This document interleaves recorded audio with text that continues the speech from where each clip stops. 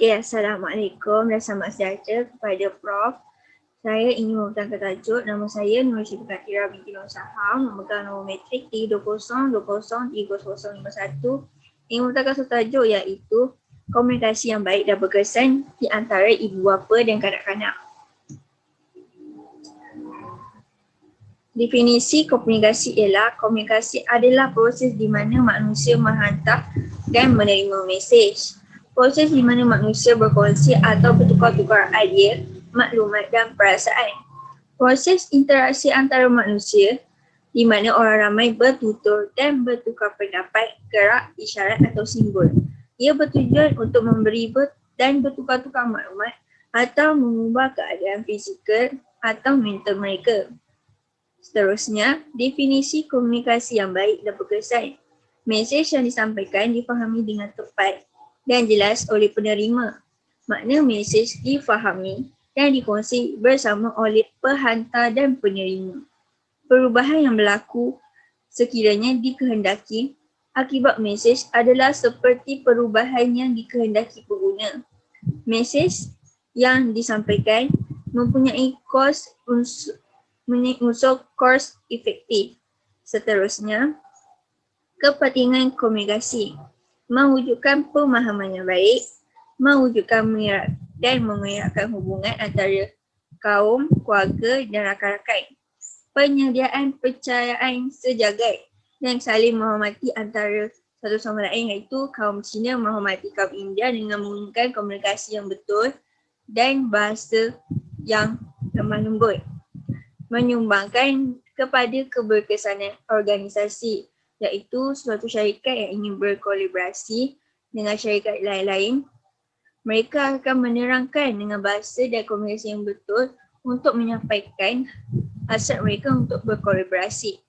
Fungsi komunikasi, kawalan, motivasi, ekspresi emosi, informasi, pembelajaran serta hiburan.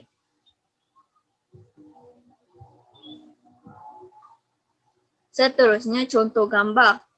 Komunikasi bermula daripada mengekod, iaitu daripada penghantar terus ke menerima, iaitu menghantar mesej.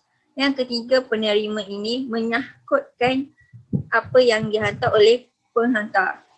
Seterusnya, kandungan penghantar berkata kepada penerima dan penerima mendengar apa yang penghantar ingin sampaikan.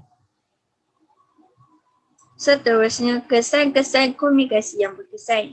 Penggunaan bahasa yang baik, situasi dan kepentingannya. Ibu bapa tidak mempunyai masalah untuk berkomunikasi dengan baik dengan kanak-kanak. Tidak berlaku salah faham antara mereka. Yang kedua, kedua-dua saling menyapa dengan sapaan yang baik apabila berjumpa dan ingin berpisah, iaitu selamat pagi, selamat tinggal. Ketiga, ucapan penghargaan. Ibu bapa mengucapkan terima kasih kepada kanak-kanak setelah menolong mereka seperti terima kasih, thank you. Kesan-kesan komunikasi yang tidak baik pula dari segi aspek penguasaan bahasa yang teruk, situasi dan kepentingannya. Kelemahan ibu bapa dalam berbahasa Melayu menyebabkan kesukaran untuk berkomunikasi dengan baik dengan kanak-kanak. Contoh, ibu bapa yang sering bercampur-campur bahasa dengan bahasa Melayu dan Inggeris menyebabkan kekeliruan pada anak mereka untuk bercakap antara mana satu bahasa yang patutnya mereka katakan. Kedua, sapaan. Kedua-dua belah pihak tidak menyapa dengan baik, iaitu selalu bercakap kasar dan tidak menegur dengan cara yang elok. Mereka tidak memanggil dengan nama sapaan yang elok. Contohnya, kanak-kanak menggelarkan ibu mereka engkau ataupun aku sebagainya. Masalah komunikasi. Pemahaman yang berbeza antara ibu bapa dan kanak-kanak. Maklumat yang tidak mencukupi, contohnya bahasa yang digunakan tidak betul dan tak lancar. Sematik adalah perkataan yang berlapis berbagai-bagai makna, selalunya kiasan, iaitu zaman bahasa yang digunakan oleh zaman dahulu Kini ada juga yang menggunakan, tapi anak muda atau kanak-kanak tidak tahu apa itu kiasan. Punca yang diragukan ataupun lebih dikenali sebagai gosip. Keadaan sekeliling yang tidak sesuai seperti bising dan sebagainya. Contoh di majlis-majlis besar, di acara-acara yang besar. Bimbang, iaitu kanak-kanak takut kena dimarahi oleh ibu bapa kerana mereka melakukan kesalahan yang kecil pun untuk berkomunikasi. Takut, ibu bapa takut anak-anak mereka tidak mahu cuba untuk bercakap atas mereka takut kesalahan yang mereka buat tu dimarahi oleh mereka. Percaya, ibu bapa dan guru pendidikan sibuk dan tiada masa untuk mereka. Anggapan guru didikan mudah dapat kredit ataupun untung dari ibu bapa tidak pedulikan pelajaran anak mereka. Prejudis, guru didikan mempunyai anak emas serta tidak mempedulikan pelajar-pelajar yang lain. Penyelesaian masalah komunikasi yang berkesan.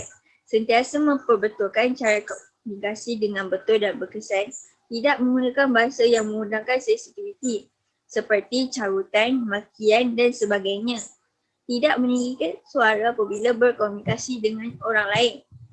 Menjaga adab dan tata susila apabila berkomunikasi dengan orang lain, iaitu bercakap dengan lemah lembut, perlahan dan tidak meninggikan suara. Akhir sekali ialah kesimpulan.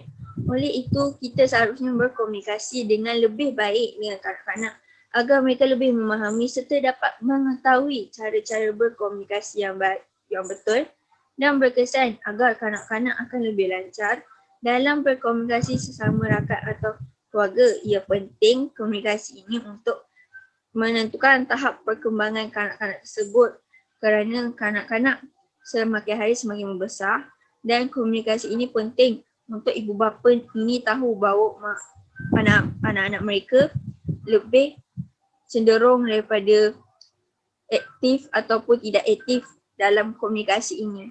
Sekian saja daripada saya. Sekian, terima kasih.